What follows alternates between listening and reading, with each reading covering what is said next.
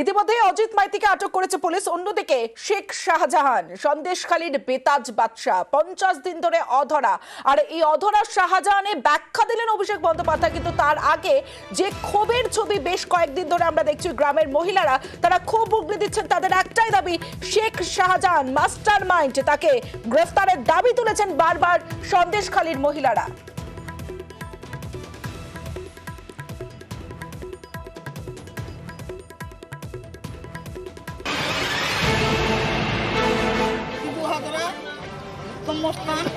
আর ওই শেখ শাহজাহান এরা যে দেশের কি করছে এটা তোমরা না থাকলে দেশে বুঝতে পারবে না মাদের কি কাঁদাচ্ছে। মানে হেড মাথাটাই তো এখনো বাকি থেকে গেছে। কার কথা বলছেন আপনি, স্পষ্ট করবেন? শেখ শাহজাহানের কথা বলছি। উনি না ধরা পড়লে এখনো গ্রাম মানে এই সন্দেশখালী এলাকা ঠান্ডা হবে না। আন্দোলন কি চলবে?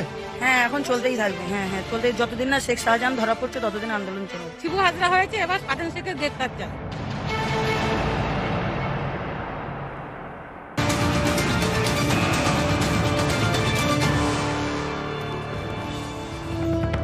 অধরা শেখ শাহজাহান এবার ব্যাখ্যা দিলেন অভিষেক বন্দ্যোপাধ্যায়। হাইকোর্টের স্থগিতাদেশে এই অধরা শাহজাহান পার্থজ্যোতিপ্রিয়র নাম করে যুক্তি অভিষেকের। স্থগিতাদেশ উঠলেই পদক্ষেপের চ্যালেঞ্জ, অপরাধীকে রেয়াত না করার বার্তা দিয়েছেন অভিষেক বন্দ্যোপাধ্যায়। সন্দেশখালী শাহজাহান নিয়ে মুখ খুললেন তৃণমূলের সর্বভারতীয় সাধারণ সম্পাদক।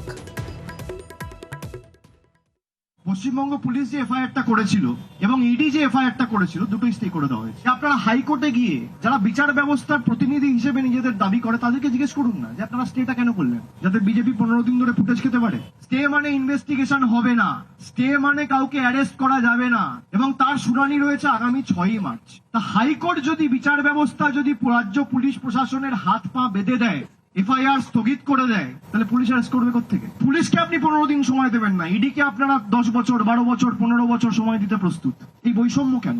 শেখ শাহজাহানকে যদি কেউ গার্ড করে, জুডিশিয়ারি গার্ড করছে। জুডিশিয়ারি স্টে তুলে দিক, তারপর যদি না করতে পারে একই প্রশ্ন আমার কাছে এসে করবেন।